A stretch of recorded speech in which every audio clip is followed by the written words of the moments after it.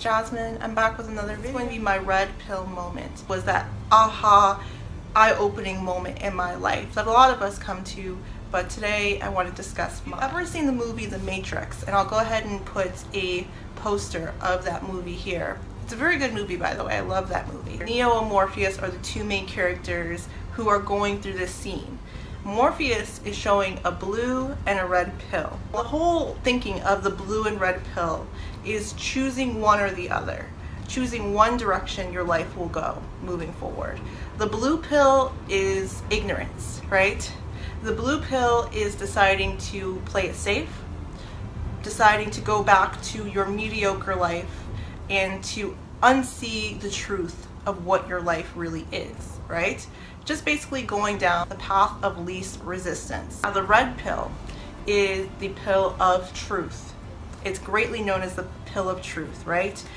And it's essentially you choosing to go the dangerous route, the route of most resistance, the route that's going to be harder for you to navigate. I want to give it kind of a backstory as to where I was before this happened, right? I worked jobs I didn't like. I dated men that put me down and treated me bad, treated me very lousy. I was a drinker, I was a smoker. I did anything to distract myself from the realities of what was going on in my life. During that time, I was kind of just going through the motion, doing what I needed to do to get by, worked mediocre jobs that paid the bills. I've always paid the bills, regardless of anything, but I did things I was not passionate about. I let a lot of great opportunities pass me by, things that I wanted to do, things I wanted to go after. I let them all go because I felt no passion, I felt no vigor for life. Like I said, I was just numb and trying to get through the day-to-day. And then two things happened to me. I like to say that everything happens for a reason.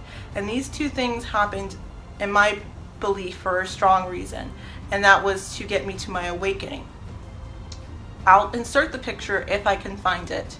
But I had two close to death experiences, two very close calls, almost back to back, right?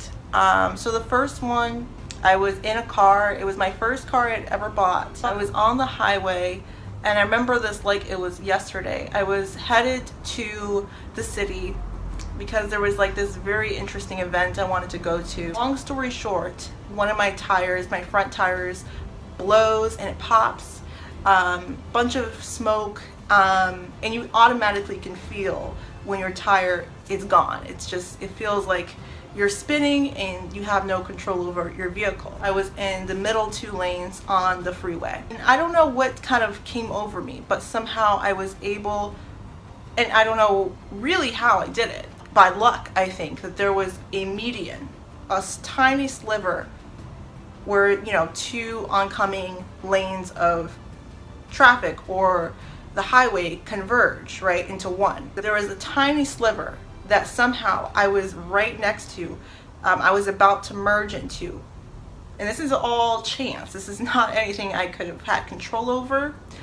And somehow I was able to maneuver that free spinning car into that median and not get hit by oncoming traffic.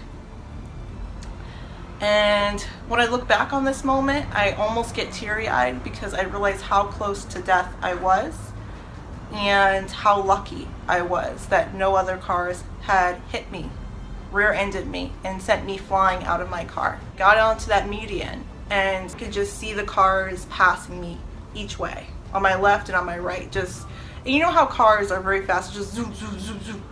I was sitting there in the car, it was smoking. I couldn't drive my car anywhere. I was just stuck on this little sliver in the middle. And I remember I was at a point in my life where nothing felt right, but I was just still going through the motions, still feeling like I could push myself to some sort of finish line. I didn't know what finish line that was, but I was still just going through those motions. That was my first close call with death.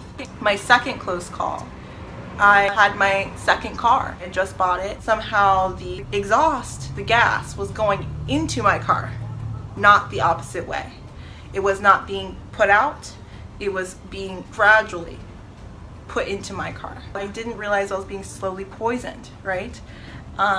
Exhaust, the fumes, you can't really smell it. On my way home from work one day, my whole entire exhaust pipe fell. I heard a scraping under my car. So I'm trying to fumble for the lock to get out my car, and I can't move. And then I realize where I am. I'm in my car. I'm in my car. I'm in traffic, but I can't function. I can't even make sense of anything. I'm just, the only way I could explain it as fumbling around and not knowing where you are. It just suddenly went from me being fine to me not being fine.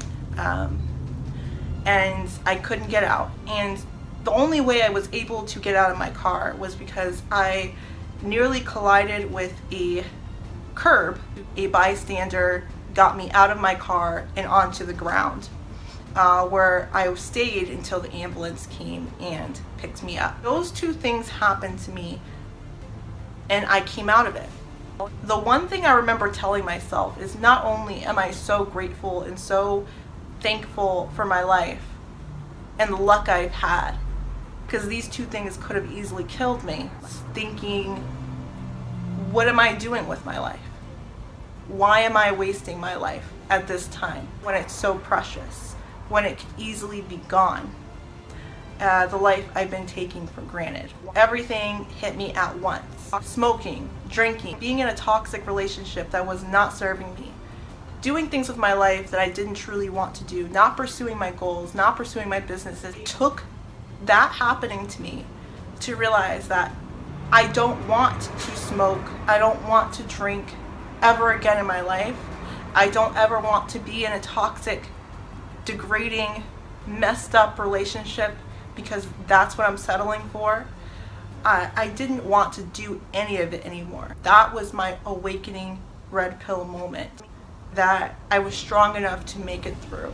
Mostly because of this, that I am able to make videos like this for you all and do it from such a passionate place. I love what I do. I do what I do because I know people are probably not in the place I'm in right now, that are probably struggling, and I do it because I know someone out there needs to see something like this, needs to know that there are people out there that hear them, that get them, and understand where they're coming from. That's it for today's video. Remember, subscribe and like for more videos like this. Be well, be safe, and take care, guys. Bye.